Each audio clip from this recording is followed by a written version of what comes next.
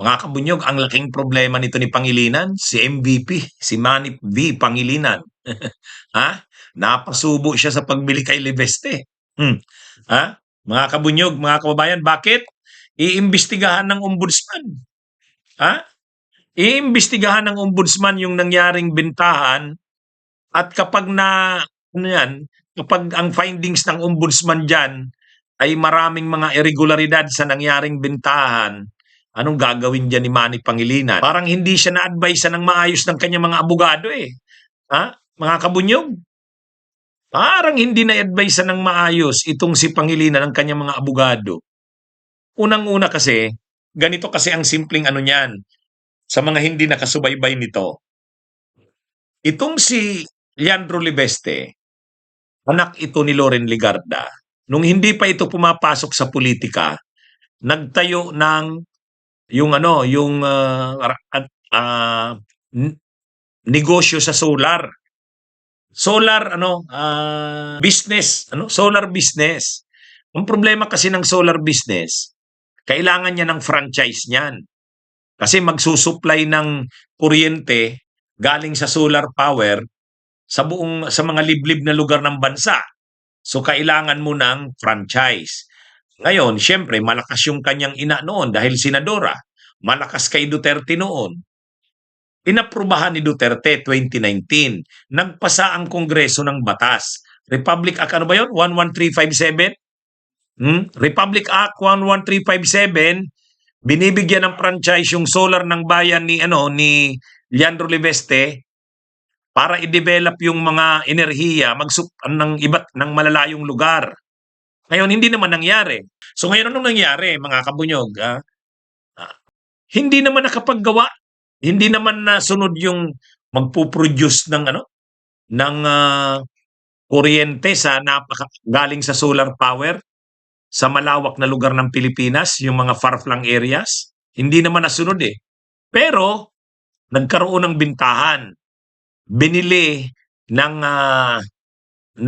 Metro Pacific ni Pangilinan, Manny Pangilinan, ang mga shares. Controlling shares. Yun. Binili ni Manny Pangilinan yung controlling shares ng solar power business o corporation nito ni Leandro Libeste. Tubong lugaw. Laway lang ang kapital dahil lang sa franchise na binigay ng gobyerno na linakad ng kanyang ina nung panahon ni Duterte. Kaya napakaano niyan kay Duterte. O ngayon, ito ang problema. Nasaan ang problema ngayon? Sabi ni Boying Rimulya, mga kabunyog, matindi yung sinabi ni Boying eh. Sabi niya, napakabata mo pa. Napakabata mo pa, sabi niya. Pero yun na nga, medyo illegal yung ginawa ayon kay Boying Rimulya. Kasi ang nakalagay doon sa batas na yon na nagbigay ng franchise sa solar business ni Leandro Libeste, kapag ibebenta niya ang mga shares o ibebenta niya ang negosyong yan, kailangan ng approval uli ng Kongreso. Kumbaga, hindi ganun, kasi franchise yan eh. Hindi siya pwedeng magbenta niyan, ibenta niya yan nang hindi alam ng Kongreso, magpapaalam siya. Kasi yung franchise sa kanya binigay. Sa kanya. Ngayon, kung itatransfer niya sa iba, pa-approve siya. Yun ang nakalagay. Ang problema, hindi niya sinunod yun. Hindi niya sinunod. Ngayon, ang laki ng nailabas na pera dyan ni Pangilinan. Parang 16 billion. Hindi naman lahat pa nabili. Hindi naman lahat pa nabili. Mayroon pang natirang shares pero minority na itong si Libeste. Ngayon, maraming kaso ang kakaharapin nito. Marami. Bakit? Anong mga kaso ang kakaharapin? Una, itong si Libeste ay hindi pa naman nawawala yung kanyang shares. Hindi niya naman bininta lahat eh. May natira pa rin sa kanya, bagamat minority na siya. Dahil may natira pang shares kay Libeste, tumatanggap pa siya ng kita o sweldo galing dyan sa negosyo na yan. Ang problema, congressman na siya eh. Bawal yun. bawal sa isang kongresista na tumanggap ng kita sa ganyan. Dapat dinivest niya na lahat ng interests diyan. Hindi naman lahat niya dinivest eh. Nag-iwan pa siya. Bagamat minority share siya kasi ang majority ni Pangilinan na. So, mamumroblema diyan ngayon kasi graft and corruption, graft yan. Violations ng anti-graft law natin. Hindi ka pwedeng tumanggap ng kita galing sa ibang source. Galing sa ibang source, bawal na. Ha? Kaya mga kabunyog, mga kababayan, pwede siyang makasuhan ng violations ng anti-graft law natin. O, yan ang isa. Kaya doon pa lang, problema na yan. Pwede ring ideklarang illegal yung acquisition ni Pangilinan. O di pa paano na yun? Naibenta na eh. Parang hindi nga na-advise ng maayos si Pangilinan tungkol dito. Kaya ito mga kabunyog, mga kababayan. So ang isang dito problema, tumatanggap si Libeste ng kita galing diyan samantalang congressman na siya. Bawal 'yun. Bawal mga kabunyog. Kaya ang mga legal experts ay nagkakaisa sa pagtingin na mga kabunyog, hindi pwede itong ginawang ito. Problema to. Magiging malaking problema ito ni Pangilinan, ni Manny, ng kanyang MVP. Mga kabunyog, mga kababayan. Kaya, ang na ngayon dito, parang napasubo parang napasubo. Napasubo dito si Manny Pangilinan sa bintahang ito. Hindi ba na-advise? Hindi yata na-advisean ng maayos ng mga abogado niya. Napakalinaw naman kasi, nakalagay kasi doon. Kailangan nga yung approval uli ng Congress kapag bininta niya yung shares niya. Mga kabunyog, mga kababayan. Kaya lang, yun na nga eh.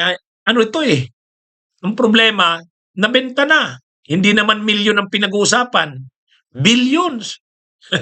Billions. At ang sabi ng ombudsman, sabi ni Ombudsman Boying Rimulya, mga kabunyog, iimbestigahan niya daw yan.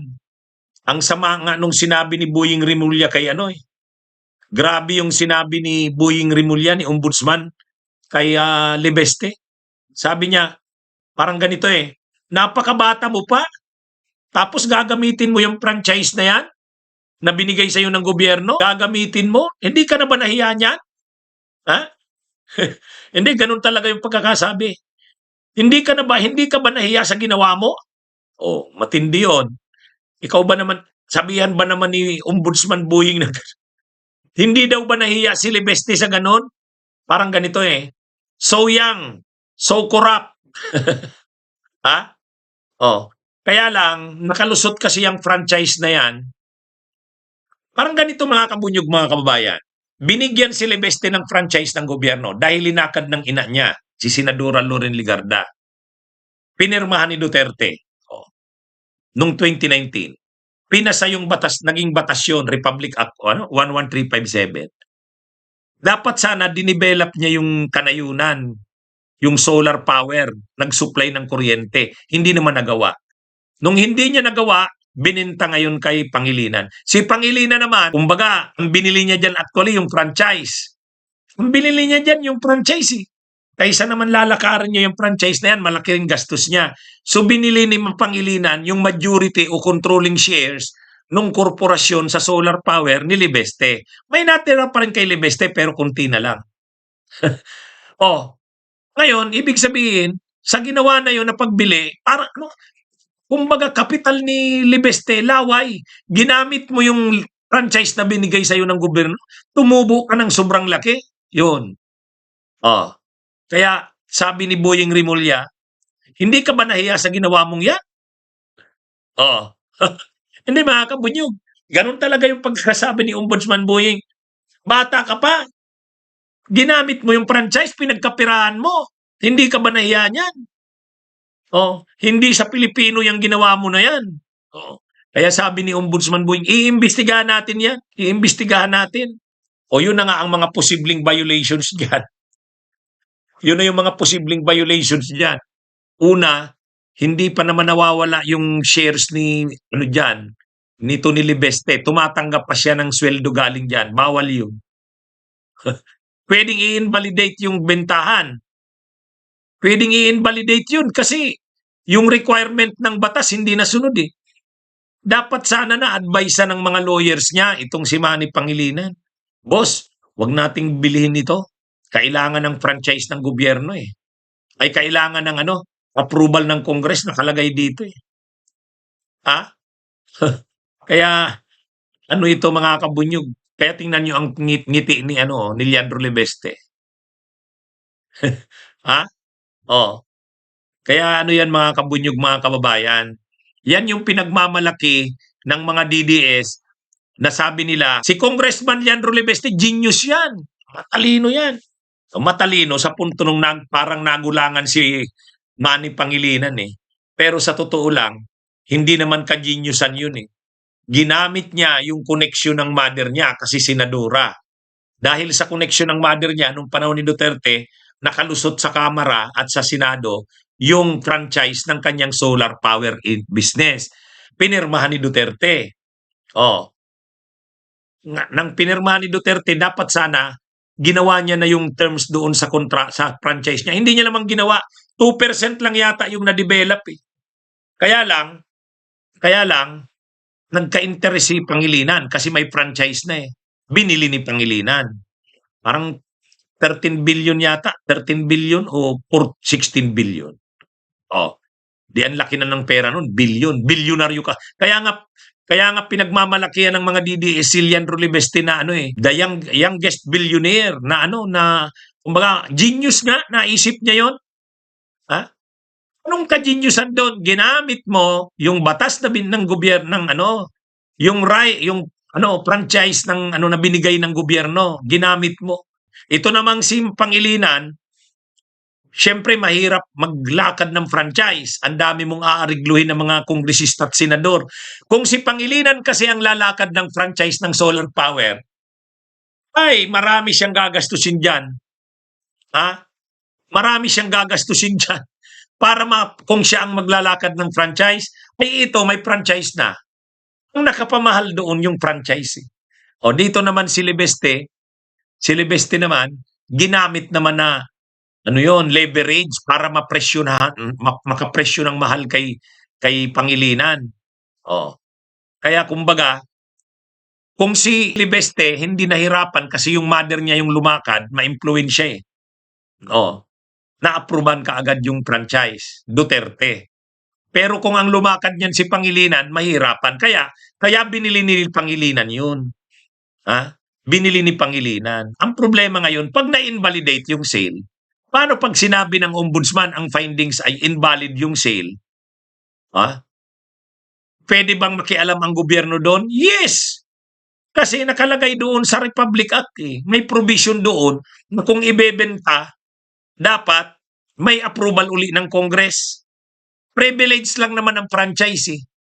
Hindi naman absolute ang right na binibigay dyan. Ha? Ang franchise is a privilege granted ng gobyerno. Oh, dahil privilege lang yan, pwedeng questionin yan ng Kongreso. O di ba ganun yung ginawa sa SMNI? Inimbestigahan ng Kongreso. May nagawa ba yung SMNI? Wala. Di ba? O kasi yung franchise ng SMNI, binusisi ng Kongreso. Ito, pag binusisi ito ng ombudsman, may findings dito ng ano, ng irregularidad, eh ngayon pa lang, napakatapang na ng sinabi ni Ombudsman Boying eh. Sabi ni Ombudsman Boying, hindi ka ba nahiya? Franchise ng gobyerno, pinagkapiraan mo, batang-bata ka pa. Batang-bata ka pa. Parang ganito, batang-bata ka pa, ang kurap-kurap mo na. So ang legal team ni MVP di alam na need ng Kongreso. Parang hindi. Parang hindi. Ang pinag-interesan kasi nila dyan, bibilin mo yung negosyo ni Libeste, may franchise na. Ay kung lalakad ng franchise si MVP, si Pangilinan, Ang dami niyang aarigluhin na senador, congressman. Bilyon din ang gagastusin niya. Kaya yan mga kabunyog, mga kababayan. Oh. So ngayon, ang laking problema nito ni MVP. May nabasa akong statement, iba naman daw yung bumili noon, hindi naman daw yung ano ni MVP. Sige nga. Ha? Sige nga. Hintayin natin ang gagawin ni Ombudsman Buying. Kasi sabi ni Ombudsman Buying, iimbestigahan niya ito. Iimbestigahan niya ito. Yan ang problema kay Libeste. Nagmamalinis si Libeste, nagmamalinis, pero siya mismo, siya mismo, ngayon, kakasuhan ni Libeste ni Pangilinan si Libeste. Magkakasuhan sila niyan. Pareho sila niyan, hindi clean hands. Kaya, mga kabunyog, mga kababayan, yan ang problema dyan. Kaya, abangan natin. Kasi nagsabi na si Ombudsman Buying, iimbestigahan niya ang nangyaring bintahan. Yan, mga kabunyog. Ang franchise ay hindi naman absolute. Subject yan sa ng gobyerno. Yes. Kaya nga nakalagay doon sa batas na pinirmahan, na pinasa ng Kongreso, kung ibebenta o itatransfer ni Leandro Libeste yung franchise na binigay sa kanya o yung controlling shares, kailangan uli ng congressional approval. Hindi nila ginawa. Pareho silang sabit dyan. Nakita nyo mga kabunyog, mga kababayan? Magre-retire na lang magpapahinga na lang, may napakalaki pang problema. 'Di ba? Magre-retire na lang si MVP. Magpapahinga na lang sana. Ang laki pang problema nito. 'Di ba? So anong mangyayari dito sa kanya? Kakasuhan niya si Libeste. Yan. Bahala sila dyan. Bunyog, bunyog, halikan na kasama ka. Bunyog, kapag buklod ay may pag-asa. Luzon, Visayas, Mindanao, isa ang pananaw. Sa bagong Pilipinas ang bunyog isisigaw. Bunyog, bunyog, bunyog.